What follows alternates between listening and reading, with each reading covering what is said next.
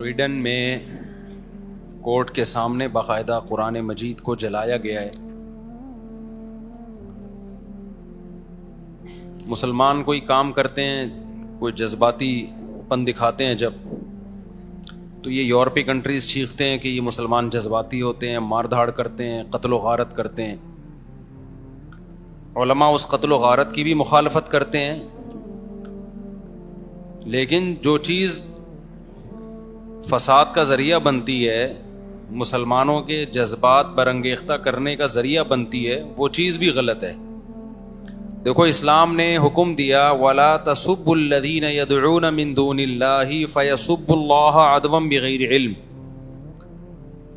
کہ تم ان کے جھوٹے خداؤں کو برا بلا مت کہو، ورنہ یہ بھی تمہارے خدا کو برا بلا کہیں گے۔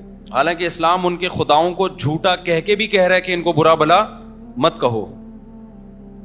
قرآن میں الحمد سے لے کے والناس تک کتنی جگہ بت پرستی کی مخالفت ہے کہ بتوں کی عبادت مت کرو، لیکن پھر بھی قرآن کہہ رہا ہے اس طرح سے رد مت کرو کہ یہ تمہارے خدا کو برا کہیں۔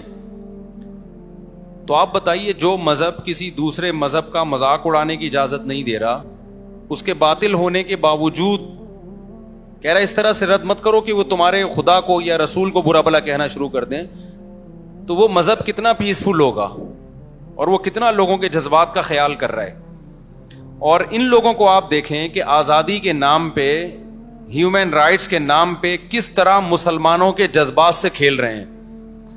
ہم یہ مانتے ہیں کہ یہ قرآن کس کی کتاب ہے؟ اللہ کی کتاب۔ تو جس خدا کو ہم اللہ مان رہے ہیں اور کریٹر مان رہے ہیں اور ہمارے ایمان کا حصہ ہے، اس پہ ہم جان دینے کے لیے تیار ہیں، تو ہم یہ برداشت کر لیں گے کہ اس خدا کے کلام کو ہماری نظروں کے سامنے جلایا جائے؟ یہ برداشت کر لیں گے ہم کیا؟ یہ کوئی جھوٹے مذہب کا ماننے والا تو برداشت کر لے گا جس کو اپنی کتاب کے اللہ کی کتاب ہونے کا یقین نہ ہو۔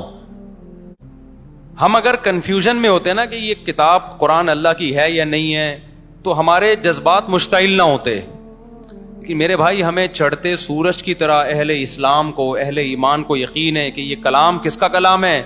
اللہ کا، اور محمد صلی اللہ علیہ وسلم کس کے پیغمبر ہیں؟ اللہ کے۔ اور یہ دلائل کی دنیا میں ہم اس کے قائل ہیں، کیونکہ ہم نے تو اسلام میں پیدا ہوئے ہیں، ہم نے تو اسلام کو اپنی آنکھوں سے دیکھا ہے۔ ہم نے فجر کی نماز دیکھی، ہم نے ظہر کی نماز دیکھی، ہم نے عصر دیکھی، ہم نے مغرب دیکھی، ہم نے عشاء دیکھی، ہم نے رمضان دیکھا، ہم نے حج دیکھا، ہم نے زکوٰۃ دیکھی، ہم نے صلہ رحمی دیکھی اسلام میں۔ یہ تمام باتوں کا ہمیں کون حکم دیتا ہے؟ قرآن۔ تو قرآن کی صداقت، لا تقربوا مال الیتیم، یتیم کے مال کے قریب بھی مت پھٹکو، یہ 1400 سال پہلے کون کہہ رہا ہے؟ قرآن کہہ رہا ہے۔ لا ترثوا النساء، لا یحل لکم ان ترثوا النساء کرہا، اے ایمان والو تم عورت کے مال زبردستی نہیں کھا سکتے۔ یہ ویمن رائٹس 1400 سال پہلے کون بیان کر رہا ہے؟ قرآن بیان کر رہا ہے۔ انما الخمر والمیسر والانصاب والازلام، جوا اور شراب حرام ہے، ہم جوا نہیں کھیلتے، ہم شراب نہیں پیتے۔ یہ کون کہہ رہا ہے؟ یہ قرآن کہہ رہا ہے۔ ہم زنا نہیں کرتے۔ کیا زنا مشکل کام ہے اس زمانے میں؟ بتاؤ، کتنا آسان ہو گیا۔ میجورٹی مسلمانوں کی زنا نہیں کرتی، وہ نکاح کرتی ہے، پوری زندگی بیوی سے وفا کرتی ہے۔ یہ کس کے کہنے پہ ہو رہا ہے؟ تو جو مسلمان قرآن کے کہنے پر اتنے بڑے بڑے کام کر رہا ہے، تو کیا وہ کنفیوز ہوگا کہ یہ پتہ نہیں اللہ کا کلام ہے بھی یا نہیں؟ اگر وہ کنفیوژن کا شکار ہوتا تو اتنی قربانی دیتا؟ تو یورپین اقوام کو یہ بات سمجھنی چاہیے کہ مسلمان کی نظر میں قرآن کا جلانا ہلکا معاملہ نہیں ہے۔ اس سے دنیا کا امن تباہ، کیا بیڑا غرق ہو جائے گا امن کا۔ مسلمان آرام سے نہیں بیٹھے گا، اور وہ ہمارے ہم نہیں بد امنی پھیلانے کے قائل ہیں۔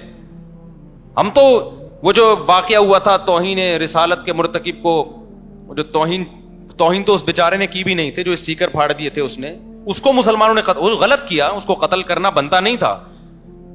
لیکن جیسے یہاں جذباتی لوگ ہیں، ہم ان کو جذباتیت سے روک رہے ہیں کہ دنیا میں بدامنی مت پھیلاؤ، تو یہ یورپین اقوام کی بھی ذمہ داری بنتی ہے کہ اس جذباتیت پہ آپ بھی کیا کریں؟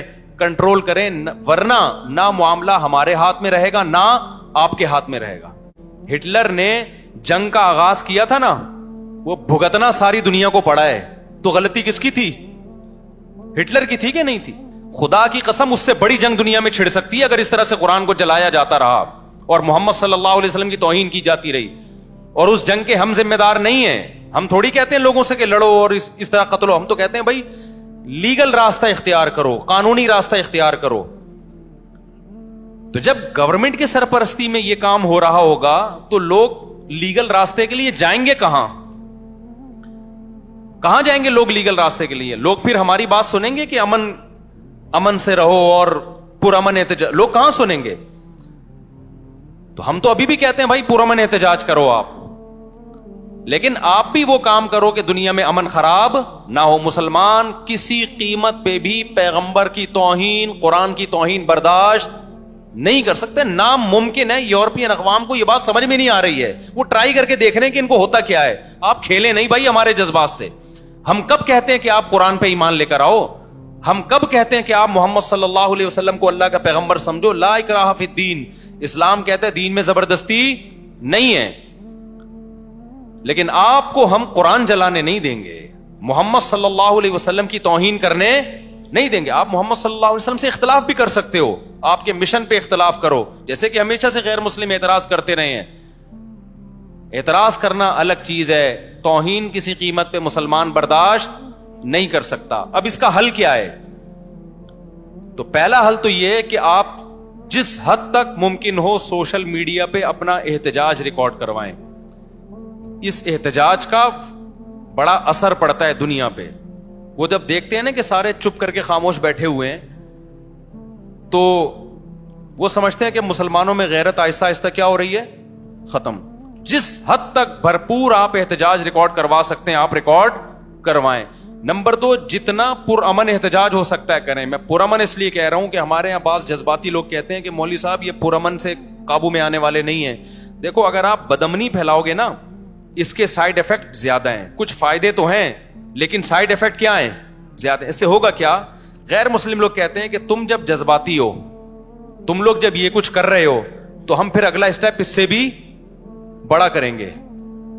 پھر وہ اگلا اسٹیپ اس سے بھی زیادہ خطرناک ہوتا ہے. تو باز نہیں آتا کوئی ان چیزوں سے. تو آپ احتجاج کریں پرامن, لیکن اس کا جو اس کام کو جو صحیح معنی میں کنٹرول کر سکتے ہیں نا, وہ مسلم حکمران کر سکتے ہیں. ماضی میں عمران خان نے, سابق وزیر اعظم نے آواز اٹھائی تھی, اس سے زیادہ پرزور آواز ہمارے وزیر اعظم صاحب کو چاہیے کہ وہ اس پہ اٹھائیں. وزیر خارجہ کو چاہیے آواز اٹھائے, سویڈن کے وزیر خارجہ سے ملے, وہ اس کے سفیر سے ملے, وہ سعودی عرب کو چاہیے احتجاج کرے, UAE کو چاہیے احتجاج کرے, مصر کو چاہیے احتجاج کرے. دنیا کے جب سارے اسلامی کنٹریز کے سربراہان سویڈن پہ دباؤ ڈالیں گے تو سویڈن کی گورنمنٹ اس عمل سے روکنے کے لیے قانون سازی کرے گی, اور جس شخص نے یہ کام کیا اس کو پکڑ کے سزا دے گی وہ. اس سے مسلمانوں کے جذبات ٹھنڈے ہوں گے. تو آپ پر بھی لازم ہے کہ آپ اپنے حکمرانوں پہ دباؤ ڈالیں, کیونکہ حکومتی لیول پہ جو کام کیا جاتا ہے وہ آرگنائزڈ ہوتا ہے, وہ تمیز سے کام ہوتا ہے اور اس کا اثر زیادہ ہوتا ہے. عوام جب اپنے طور پہ توڑ پھوڑ, مار دھار, قتل و غارت شروع کرتی ہے, اس کے فائدے کم ہوتے ہیں, سائیڈ ایفیکٹ اس کے بہت خطرناک ہوتے ہیں, بہت گھناؤنے نتائج ہوتے ہیں اس کے. تو اس لیے اپنے حکمرانوں پہ بھی سوشل میڈیا پہ دباؤ ڈالیں کہ بھئی آپ آواز کیوں نہیں اٹھا رہے.